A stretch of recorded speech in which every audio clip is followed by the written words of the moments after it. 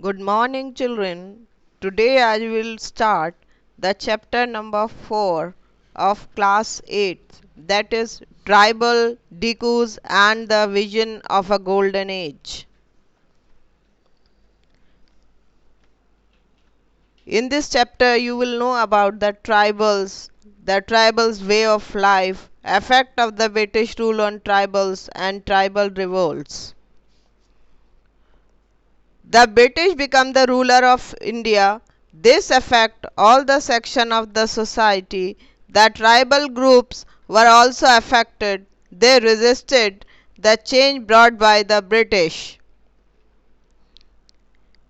The tribals. The Adivasis is a collective term used for tribes of the Indian subcontinent who are considered indigenous to place within India they live, either as foragers or tribalistic sedimentary communities. However, India did not recognize tribals as indigenous people.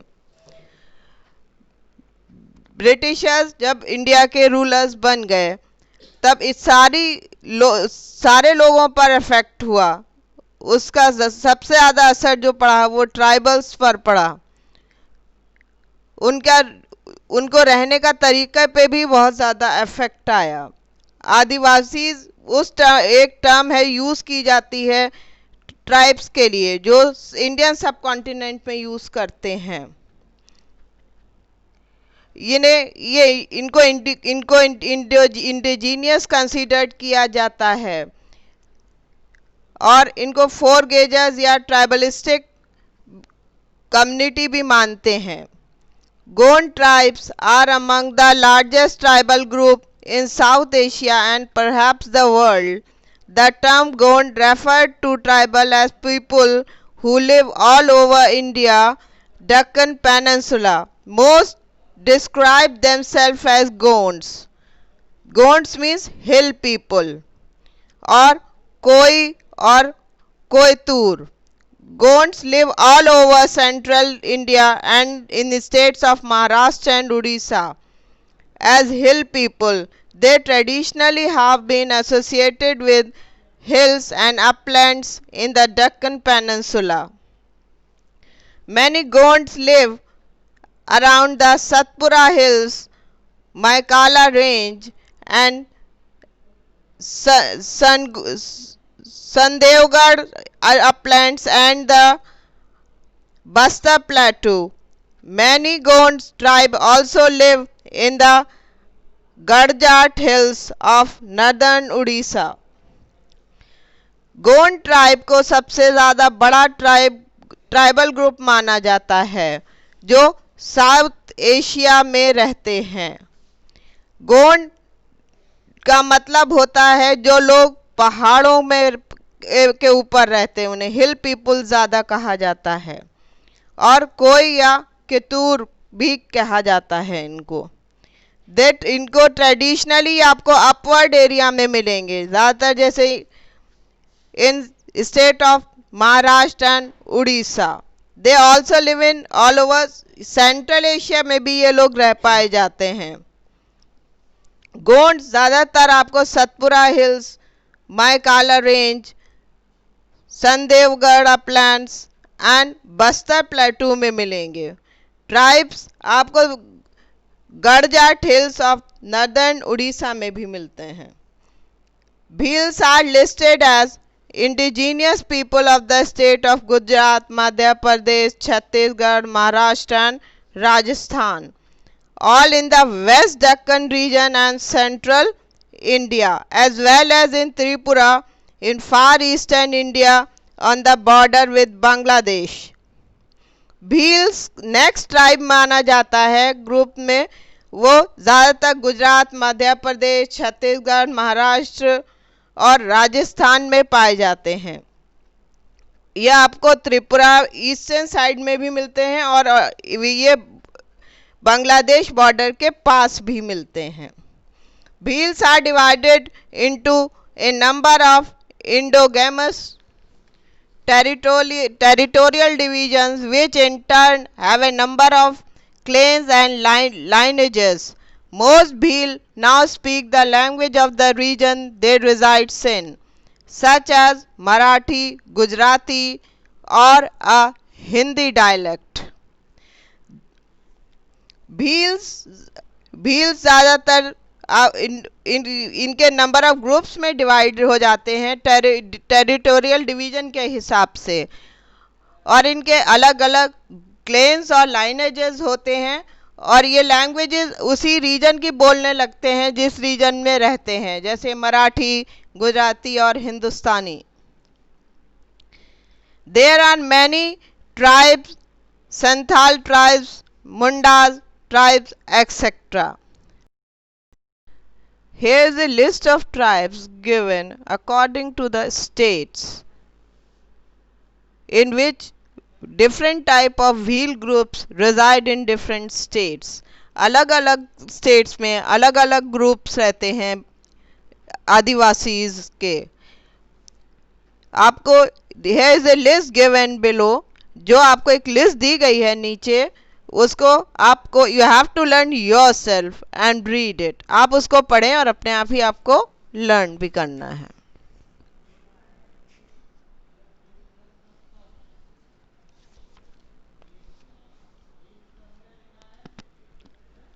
Tribal way of life.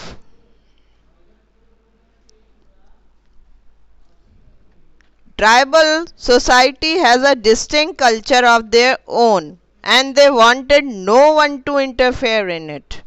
The tribal depend on natural resources of the region they lived in. Some tribals settled down in an area permanently, while others had a nomadic lifestyle and moved from one place to another. The tribals were engaged in different activities.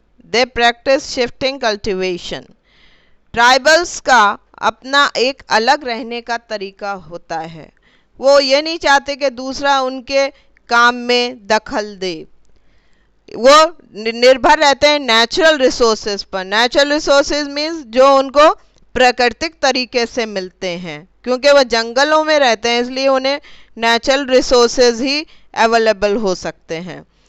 कुछ tribes permanently set हो जाते हैं और कुछ nomadic तरीके से रहते हैं, और ये ट्राइब्स अलग अलग एक्टिविटीज़ में इंगेज्ड हो जाते हैं और ये शिफ्टिंग कल्टीवेशन यूज का प्रयोग करते हैं, जिसे झूम, और इसको दो तरह से स्पेल करते हैं, JUHM और JHOOM, झूम.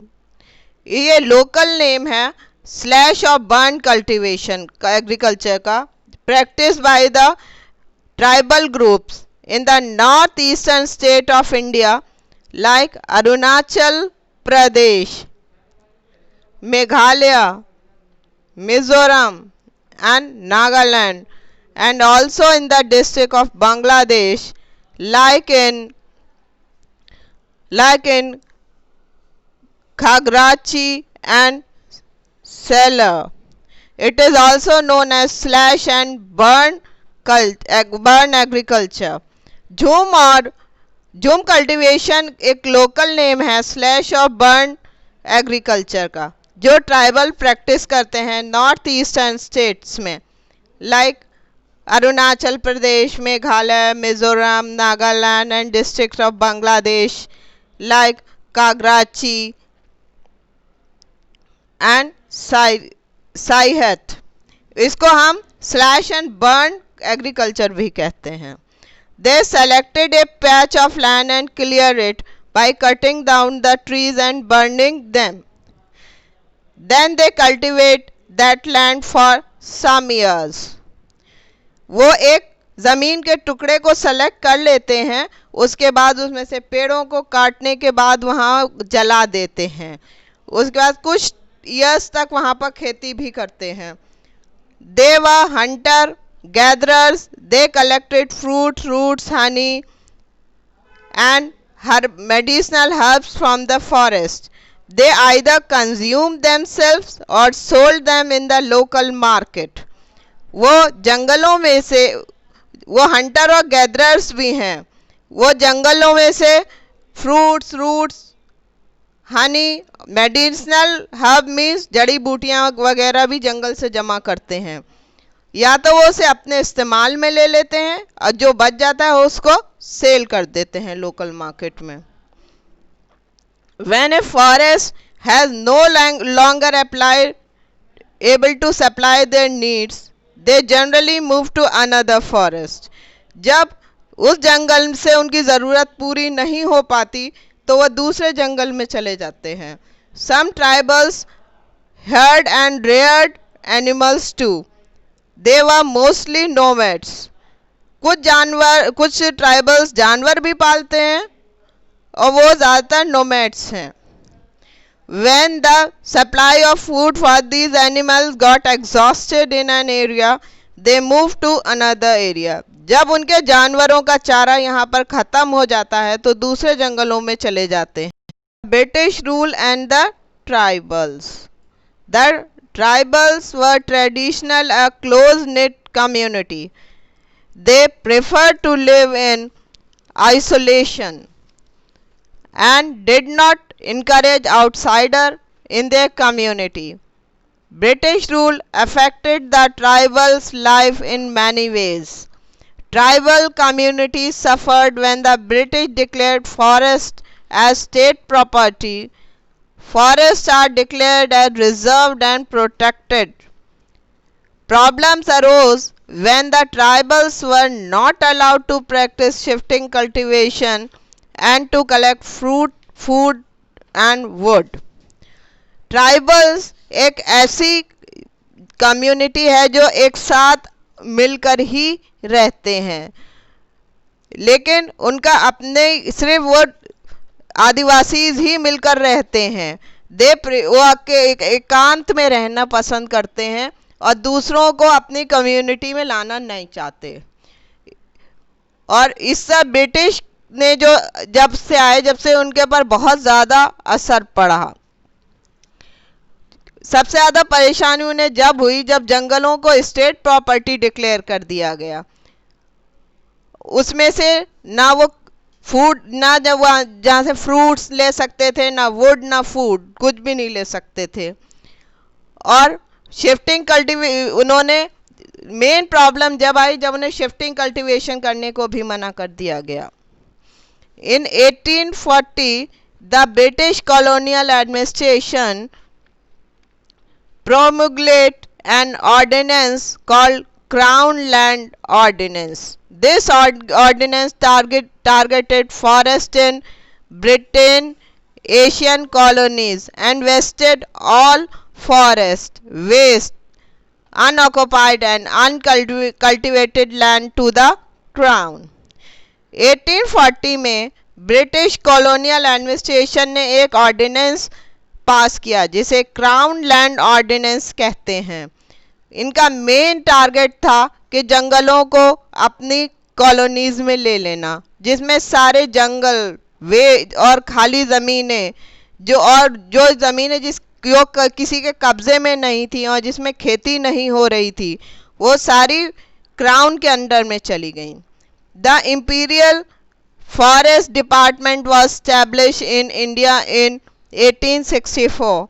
The British state monopoly over Indian forests was first asserted through the Indian Forest Act of 1865. एक इंपीरियल फॉरेस्ट डिपार्टमेंट स्टैब्लिश किया गया 1864 में, जिसमें ब्रिटिश अपनी मोनोपोली दिखाना चाहते थे इंडियन फॉरेस्ट के ऊपर. और उसके बाद इन्होंने एक एक्ट और पास किया जो था forest act of 1865. This law simply establish the government claim over forest. ये कानून सिर्फ इसलिए बनाया गया था गवर्नमेंट अपना हक जमा सके फॉरेस्ट के ऊपर. The British colonial administration then enacted further for reaching Forest Act of 1878, thereby acquiring the sovereignty of all wasteland, which in its definition include all forest. ये एक्ट 1878 का उन्होंने इसलिए बनाया कि सारी वेस्ट लैंड अपने कब्जे में ले लें और सारे फॉरेस्ट को भी इसमें मिला लिया गया. This act also enable the administration to demonstrate reserve and protected forest. इस एक्ट में ये भी लिख दिया गया कि सारे जंगल जो वो रिजर्व्ड और प्रोटेक्टेड हैं.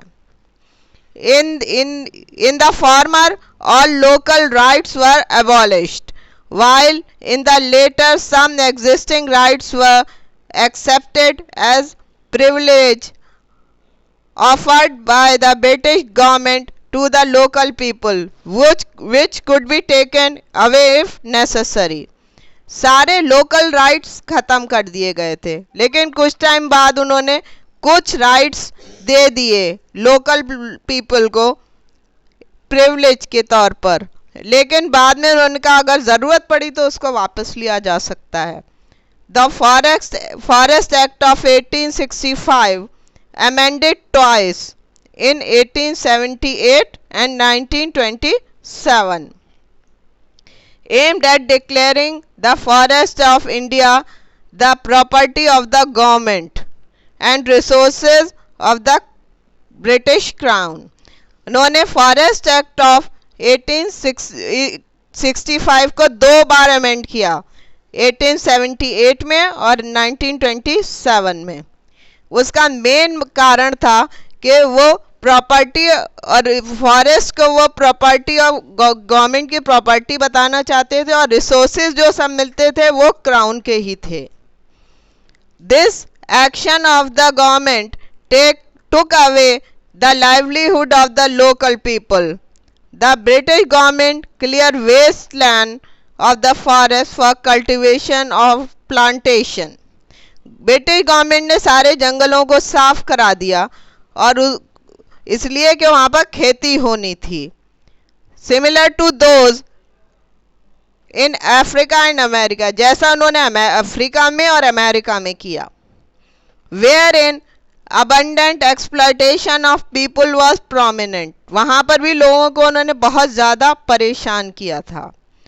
This indiscrimination exploitation of Indian forest was done under the banner of scientific forestry. ये जो भेदभाव या लोगों को परेशान किया जा रहा था ये एक बैनर के तले किया जा रहा था जिसका नाम है scientific forestry. British colonial rule in India precipitated a period of intense rebellion among the country's indigenous groups.